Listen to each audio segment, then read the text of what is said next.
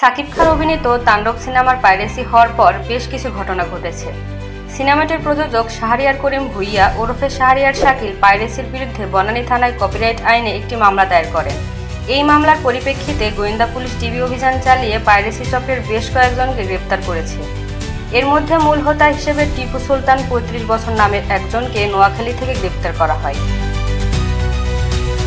তাণ্ডব সিনেমা পাইরেসির মূল হোতা টিপু সুলতানকে নোয়াখালী থেকে গ্রেফতার করেছে জেলা গোয়েন্দা পুলিশ।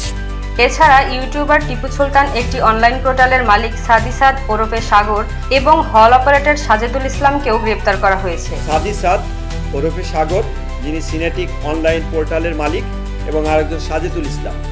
এর আগে সাকিব খানের বরবাদ সিনেমাটিও পাইরেসির শিকার হয়েছিল, যার ফলে প্রায় ৪ কোটি টাকা ক্ষতি হয়েছিল বলে প্রযোজক দাবি করেছিলেন। তাণ্ডবের ক্ষেত্রেও একই ধরনের ক্ষতির আশঙ্কা করা হচ্ছে। Welcome to the show. সবকিছুর পরেও সাকিব খানের তাণ্ডব সিনেমা যেন পাইরেসিকে বুড়ো আঙুল দেখিয়ে আয়ের সব রেকর্ড ছাড়িয়ে যাচ্ছে।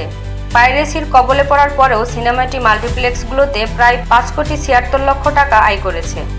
প্রযোজকদের ধারণা সিনেমাটি দ্রুতই ৬ কোটি টাকার ক্লাবে প্রবেশ করবে।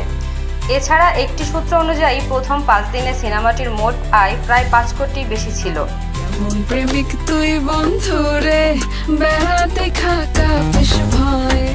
একটি প্রতিবেদনে বলা হয়েছে যে সপ্তম দিনে শুধু বাংলাদেশ থেকেই সিনেমাটি ৫,১৫,০০,০০০ টাকা আয় করেছে, যা একদিনের সর্বোচ্চ আয়ের রেকর্ড। বন্ধুরা, নতুন নতুন সিনেমার আপডেট পেতে সাবস্ক্রাইব করুন আমাদের তারকা গল্প চ্যানেল। লাইক, কমেন্ট, শেয়ার করে আমাদের পাশেই থাকুন।